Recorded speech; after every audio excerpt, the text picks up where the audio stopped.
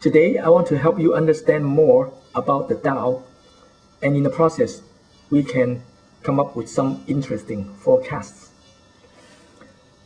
The most important indexes in the US stock market are three of them, namely Dow Jones Industrial Average, the Nasdaq Index, and the S&P 500.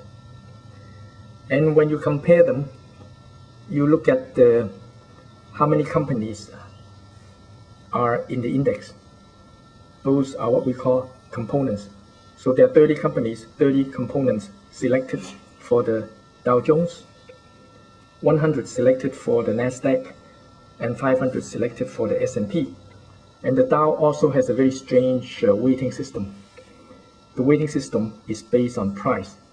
We call it price weighted. The other indexes, they have the regular weighting system, which is value weighted. Is based on the market value of the company. The bigger the company, the bigger weight it has.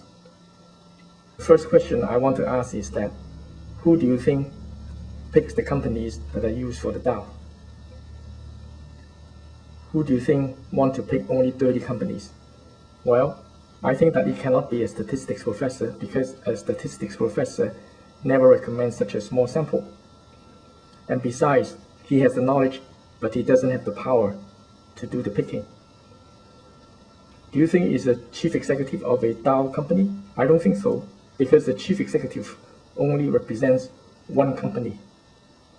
So by default, I think the big players with huge money involved in the Dow, with a huge financial stake in there, will pick the companies. If the Dow is picked by the big players, it must serve their purpose.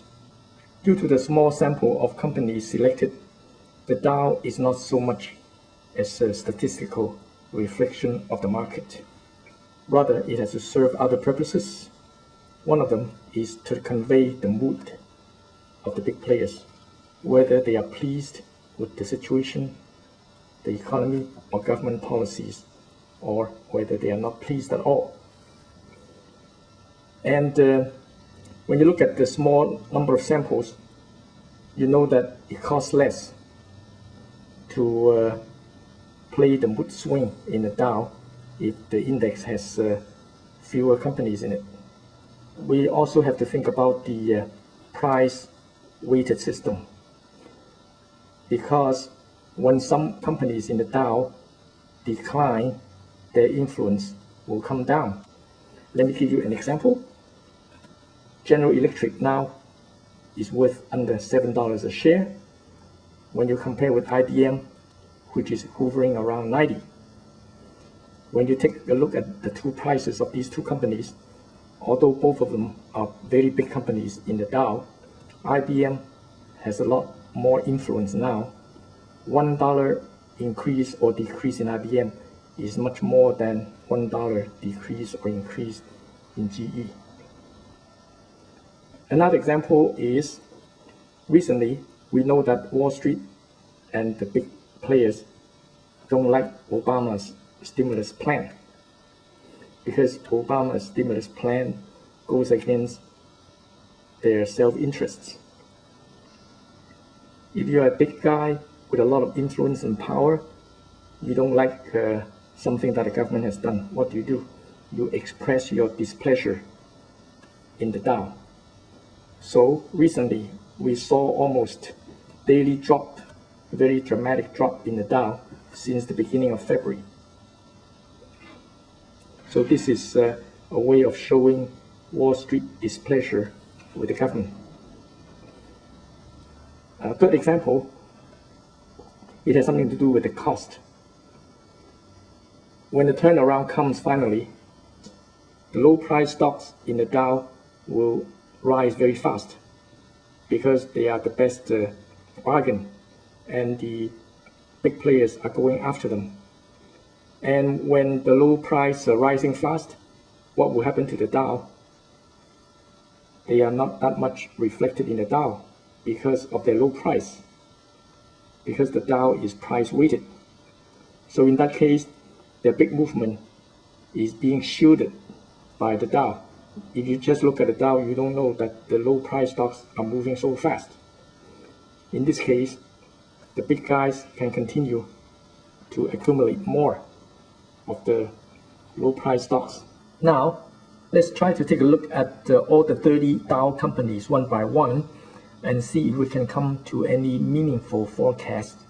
I call this forecast by elimination. First of all, we bear in mind that because of the financial meltdown a few months ago, there is a big shift in the weighting system of the Dow. The shifting of the weighting system has resulted in many companies having much less influence on the Dow movement. As a result, I find only about 9 companies which carry most of the weight of the Dow right now.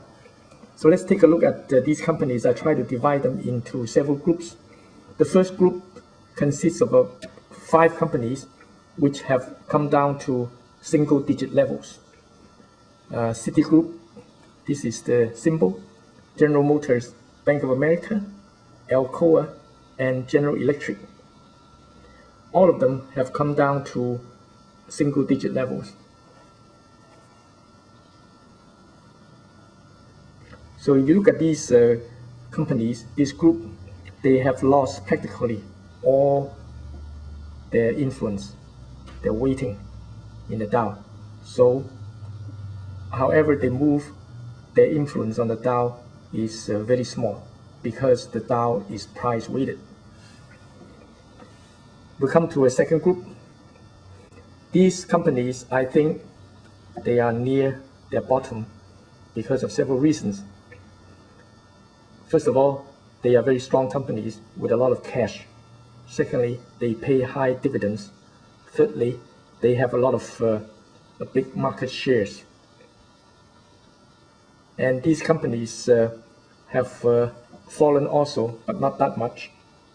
And they still remain at a relatively high level. These companies are Merck, Pfizer, Hewlett-Packard, Microsoft, and Intel. They are all hovering around between 12 and 13 to about 23. The third group of companies are the consumer staples. These companies provide essential consumer goods to the consumer, so they are less affected by the recession. And you can also see that their prices don't come down that much. These companies are Kraft Foods, Coca-Cola, Procter & Gamble, Johnson & Johnson, McDonald's, Walmart, and Home Depot. Some of them remain quite high. For instance, Walmart around 48 and Procter & Gamble around 47. There are 2 oil companies listed in the Dow, ExxonMobil and Chevron. Their prices come down due to temporary falling oil prices due to the recession.